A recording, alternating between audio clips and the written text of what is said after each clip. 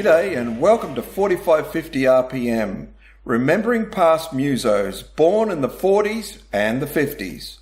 In this episode you will hear an interview that myself and co-host Cliff Garner did with former Black Oak, Arkansas guitarist Harvey Jett. We originally recorded this interview with Harvey for Like Flint Radio in 2016. Now this episode could just as easily been published under my Philosopher Rock banner, but since Harvey has now passed, perhaps it is more suited over here on 4550 RPM, and that's where we're going to put it. Just briefly, Harvey Jett was with Black Oak, Arkansas from 1970 to 1974 and appears on, I think it's their first 4 studio albums and at least 1 live album. I won't say much more because in this interview he shares the history. One more thing to note is that some of the background noise comes from a diner somewhere in the Midwest where my co-host Cliff was situated when we hit record. So please excuse that. Here now are selected portions of the interview with Harvey Jett that you can find in full at likeflintradio.com. It's just one word, likeflintradio.com. Alright, so without further ado, here's our interview with Harvey Jett. Well, I was 17 when I got into the band, and they weren't called Black Oak at the time. They were called Nobody Else, spelled with a K. And I had heard of these guys, and they were pretty wild back then. They had shoulder-length hair even before the Beatles come out. And I got a chance to see them. I was living in Marion, Arkansas, so it was like 10 miles from Memphis. And I heard they were doing a concert in Memphis, and so I went to see them. And I was really impressed with them. They were different. They wore outfits that were just kind of strange for that era, but it was something different. And they had a really good sound. They were doing a lot of cover tunes. They wasn't doing a lot of original material. A lot of cover tunes like Beatles, Bob Dylan, the Byrds. They had a 12-string player. So they were really doing some really good bird songs. And a friend of mine went for an audition and wanted me to go with him. And they were looking for a guitar player, actually a rhythm player and a keyboard. And so I went with my friend. And on the way back, he says, I don't think I'm going to do it. He said, but I think they're really going to be big. And he said, why don't you try out? I said, well, they didn't ask me. He said, well, they don't know anything about you, but he said, you're the one that taught me how to play guitar. He said, so I'll take care of that. And so he did. And they called me the next night, and I went for the audition, and I was accepted. And so we left Arkansas, went to New Orleans, and stayed a year there, played on Bourbon Street for a year, became the #1 rock band in New Orleans, and then we went to California. And from there, we got signed with Atlantic Records and did a 50-city tour. We were the opening band for the Iron Butterfly. They were actually doing a farewell tour. This was their last tour. Their music style was changing also. This was in 1971. And so when we came out with the Southern rock, country rock sound, it went over very well. And so the next tour was our tour. We had groups opening for us, like Bruce Springsteen, Kiss. We had comedians like Cheech and Chong, Steve Martin, and we were one of the first bands to use comedians as an opening act. And from there, we toured about 3 years straight, nonstop, and I left the band in 74, and that's kind of basically who I am. Going back to the original band, who all was in that band when you joined? When I joined, they had another lead guitar player. They didn't actually really know I could play lead, but I auditioned to play rhythm and keyboard, and they had a lead guitar player, J.R. Brewer. They had a drummer called Keith McCann, and all the other guys that they had was Jim Dandy, Pat Doherty, Stanley Knight, which were later on in the band. The only 2 guys that left the band early, actually in New Orleans before we went to California, it was J.R. Brewer, the lead guitar player, and the drummer, Keith McCann. And then one day they heard me play lead guitar, and they decided that I played lead guitar better than rhythm. And so from that point on, after we went to California, I was the lead guitar player.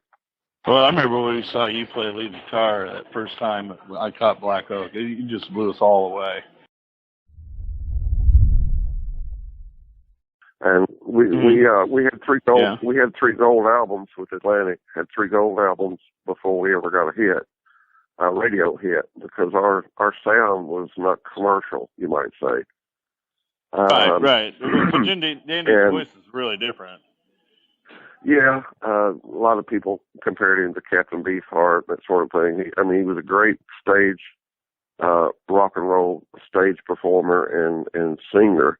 But for the radio at that time, it was more like Three Dog Night and, the sweet sound. Right, and, more melodic. Yeah. But Atlantic Records put us with Tom Dowd. He was the best producer in Atlantic. He produced Ray Charles and Aretha Franklin, Crosby, Stills and Nash, Led Zeppelin, and Leonard Skinner. And so he was our producer. I remember one day in the studio in Miami, at Criteria Studios in Miami, he was sitting there smoking his pipe, and he says, you guys ever heard of a song called Jim Dandy to the Rescue? And our lead singer, Jim Dandy, that's what we called him because his dad gave him that name because he liked the song. So Jim Dandy says, yeah, that's my dad's favorite song. And Tom says, well, you guys go out there and jam on that song a little bit and see what you can do with it and put some southern rock to it. And he said, Harvey, you play slide guitar. I said, okay. So we went out there and we jazzed it up a little bit and rocked out, and it became our radio hit. That was our first radio hit. I think it got in the top 10 or 20. And so that was our first gold record as a single on the radio. At the California Jam, I remember something that was really kind of cool. We felt bad for the people that were out there in the hot sun, and we were trying to think of something we could do to help them. And so we had these headbands. We had these headbands made up, with a little stretch headband where it's the sun visor. Right. And we had our name on the front of it, like on Arkansas. Rented a couple of airplanes and flew over the crowd and dumped out thousands of headbands. Yeah. That's right. I forgot about that. Headbands. Yeah, people see it. There's a guy here that's close to me, lives about 30 miles from me. He's actually got one of them. I talked to him one day. I said, would you sell it? He said, no, I wouldn't sell it. I said, will you just give it to me? He said, no, I won't give it to you either. Proud possession there. Wow. Yeah, but when we came on stage, we dumped them before we came on stage, and so when people saw us come on stage, the crowd went wild because we had already dumped those sun visors. Because there wasn't enough to go around. I think we dumped out 10 or 15,000 of them. But they were like whirlybirds one day. We saw the people running to catch them, and it was pretty amazing. Oh, I bet. They just feel good. Yeah, I forgot about that, but yeah, and they showed that on the film of that. Yeah, it was something to give back to the people, and try to help them out in the hot sun. Because there was people that was having heat stroke, and it was such a big crowd that it was, they were having a hard time with the heat. Since I left the band, I've recorded 2 CDs that I recorded at my home studio, and one of them is rock and roll called Eagles Flight and Christian rock, and then the other one is kind of more like country and ballads and that sort of thing. But I sold them on the internet. I sold them on the internet for quite a while, and I'm getting ready to do a new album, and talking with Atlantic Records, so working with that one. Oh, really? Now, when you started off, you were one of the few white bands to be signed. In fact, I think you were the only all-white band that was signed by Stax Records. That's right. Which I find really impressive, anyway, because that was basically where Atlantic got into the R&B. And Atlantic was like one of the big record companies, but they kind of got a jump on a lot of the other ones with the R&B because they actually work with the black artists. Who all was like in the studio at the time you guys were working with Stax? I find that really interesting too. There was Booker T and the MGs, Duck Dunn, and all those guys were in there working with us, and Isaac Hayes was in there, and the lead guitar player, his name kind of slips in my mind, the lead guitar for Booker T and the MGs. Steve Cropper? Yeah, Steve Cropper. Yeah, he was in the Blues Brothers. Yeah, he liked us a lot. He was working with us in the studio also. Well, you guys were doing more of a little bit more of an R&B thing, I guess, at the time, but you were definitely psychedelic. In Black Oak, I was 24 when I left the band. I left the band in June the 1st of '74, and we had just finished a 30-day tour in Europe, with the opening band for Black Sabbath. And the group Steely Dan was there off and on dates, and the group called America was there off and on different dates. But we opened every show for Black Sabbath, and that was really a trip. That was my last 30 days, actually. This is like a tour through some of the best of the '70s of rock and rhythm and blues, because all of the bands you're mentioning, I do remember from back in the day. Harvey, what was it like for a person of 24 years old to be on the top like that? Like, on reflection now, as a person who's, obviously matured a bit, when you look back, what were some of the pitfalls for a younger person? Let's sort of, that's kind of what I'm getting at. Like, it's great to feel exuberant and be on top, but looking back, when you mature, you also realise that there was pitfalls, wasn't there? Yes, there was. Well, after the tour in '71, when we were the opening band for Iron Butterfly, we became a huge success because their style of music was on the way out, and our style of music was on the way in. And those were the Mike Pinera years too, weren't they? Yes, Mike Pinera and Ride Captain Ride. Yeah, Blues Image, Ride Captain Ride. Yeah, right. I'm in touch with him. Yeah, I'm in touch with him on Facebook. Mm-hmm. But after that, actually, I had already given my notice to leave the band, and the manager asked me to do a 30-day tour in Europe, and that was my last tour. But I was under a lot of, actually, it felt like I was being attacked, satanic attack, when I was in Europe. Yeah, the guys knew that this was my last tour, and so we weren't really buddy, and I was felt like a hired musician or something. I kind of spent a lot of time alone. Right. And I was going through a lot of depression, and actually I had already become a Christian like 6 months before this. Okay. What led to that?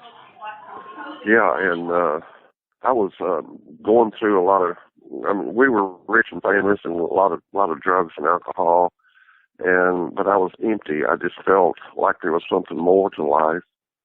And I remember the movie The Exorcist come out, and we had some time off. We were in a hotel somewhere, and probably on the 9th or 10th floor, can't remember where, but something told me just not to go. And so I told the guys, I said, they were all excited about going to see it, and I said, I'm going to just stay here and play my guitar and write a song maybe. And they thought that was a good idea too, but they all went to see it except me, and I stayed there by myself. And I had a talk with God, you might say. I didn't really know how to pray, but I remember sitting on the side of the bed, and I just said, okay, God, if you're real, I want you to show me right now.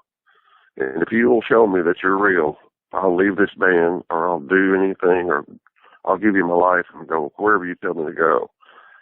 And at that very moment, I felt someone pouring oil over my head.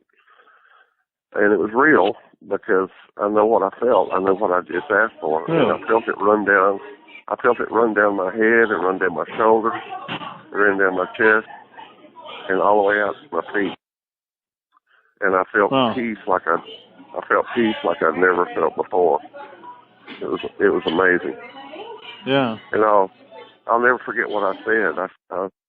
I said, "That's not bad."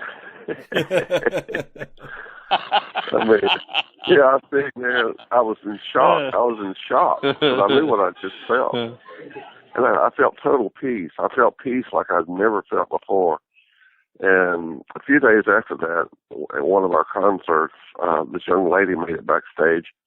Somehow she made it back there without a pass because everybody had to have a pass on their shirt. Right. Well, she didn't have a pass because God can open doors that no man can shut. And I heard someone ask, I heard someone ask which one's Harvey Jet, and someone said, "Well, he's over there tuning his guitar. They're really getting ready to go on stage." And she comes over to me and she says, "Are you Harvey Jet?" And I said, "Yeah." She said, "Well, you don't know me." She said, "But God told me to tell you He heard your prayer and that He loves you and He's going to show you the way." I said, "Wow." I said, "Do what?" And she repeated it. And she said, "I'm going to be praying for you."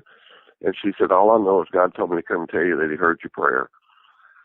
I said, "Wow." And some of the other guys were standing around. They were kind of freaked out because they didn't know I prayed, you know. And yeah, and so I got a Bible and started reading the Bible, and traveling down the highway one night in our bus, you know, I just accepted Jesus. And then all the partying stopped. I wasn't interested in partying anymore. I just stay in my room and read the Bible. And I started writing gospel songs. And the first gospel song I wrote was on an airplane going to our compound in Arkansas. And it was a song called "Sweet Jesus." And it's on my CD. Country living CD. I really didn't know what I was going to do for a job because I really didn't have an education. I quit school in the 9th grade so I could play music. And when I left the band, I had no idea what I was going to do for a living. And so I was invited to do a church concert, and some of the guys that I was playing with was in a band called New Life, and they looked like hippies. They had long hair, but they were Christian. And they turned to me at one time during the concert, and I was just a stand-in guitar player because their guitar player didn't show up that night, and they knew I was in the audience, and they asked me to come up and join them. And we played and sounded great with no rehearsal. It was amazing. I just fell right in. And at one point, they turned to me and they said, "Harvey, why don't you tell your testimony?" I didn't even know what they meant. I said, "What do you mean?" They said, "Well, just tell your story. Why did you leave the band?" I said, "Well, okay." So I started telling the story, and it was a big explosion at the altar time. You know, the altar filled up with kids that had been on drugs and alcohol and real problem kids. And I saw the altar fill up with these kids, and a light bulb just went off in my head. I said, okay, God, I know what you want me to do now. And so for 13 years, I started traveling and going to concerts, doing churches. At that time, you could still go into schools and colleges, and I've done prisons in 8 states, from New York to Florida. Most of the guys in prison know about Black Oak. That's part of the lifestyle. Got them. Yeah. I traveled for 13 years doing that, and then now I'm just working in the local church. I've been the lead guitar player there for like 22 years. But the Lord is speaking to my heart about going back on the road. I've been turning down offers for quite a while, but now it's time to go back out because I believe that we're living in those days, and we need to get everybody in that wants to get in. Yeah, there's one short story I'd like to share. After I left the band, I love motorcycles, and we had a band rule not to ride motorcycles because they were so dangerous. So it was against the band rules to own a motorcycle. So after I left the band, I was at a cookout one day, and this kid rides up on a dirt bike, and immediately I just said, "Hey, can I ride your bike?" And he knew who I was, because they were having a party kind of in my honor. And he said, "Sure." So I get on the bike, and I go down the road. It was in the country. It was curvy, paved roads, and the headlight, it was almost dark, so the headlight was a little bit low. And so a lot of times on bikes, you can just reach down and kind of pull them up so you can see a little bit further. So I could go a little bit around the curves. And as I was pulling the headlight up, I went off the road. And I was unconscious for 45 minutes. And they were looking for me. They were driving up and down the road, but since they couldn't see me, they kept passing by. And I was unconscious. And I remember when I woke up, it's a miracle. It had to be an angel of God, because when I woke up, I was straddled the bike. And I remember the first thing I saw was the moon, how beautiful it was. And I remember saying to myself, "Wow, such a beautiful night." And then I looked down, and I saw that I was straddled upright on a motorcycle. And it looked like it was demolished. It was totaled. And I remember saying to myself, "Wow, I'm on a motorcycle." And I heard a voice, "Start it." So I got the kick, and I kicked it one time, and it started. And I put it in gear, and I went out to the road, and I heard another voice say, "Turn right." And I turned right, and that's when I met them in the headlights. They saw me coming back to the house. And I got back to the house, and they were all freaking out. And they laid me down. I had concussion. I had ribs broken. I had broken my thumb, and I was bleeding pretty bad. And they laid me on the ground, covered me with a blanket, and took me to the emergency room. And the guy that took me to the emergency room blew his truck up. A state trooper pulled us over, and he says, "I've got a rock star here. He's almost dead." And he said, the state trooper said, "Put him in my car, and I'll take him." And so they put me in the state trooper car, and he turned his lights and siren on and got me to the hospital. And I spent a couple of weeks in the hospital. But the miracle part about it is that when I came to, I was straddled the bike upright, and there's no reason it should have run. It was total. Right. And I started that bike. First kick, it started. That's just one of the stories that God has delivered me. So many times God has delivered me miraculously. I believe that was a miracle of God. Help me.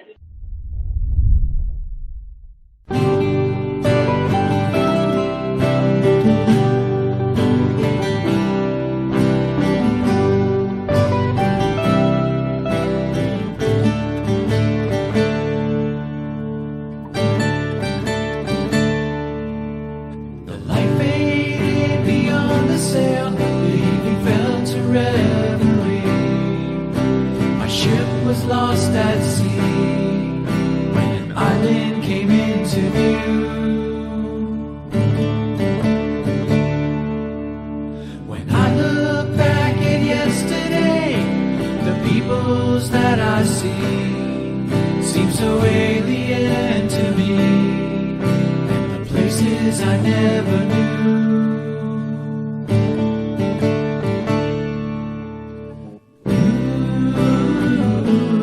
All my days.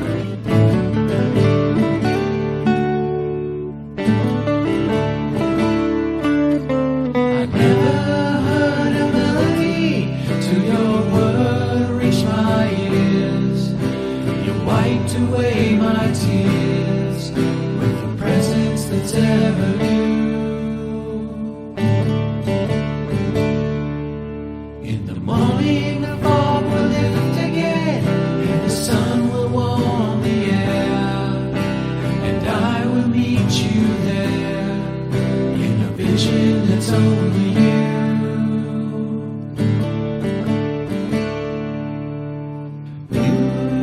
Ooh, all my days. Ooh, all my days. You, all my days. All my days.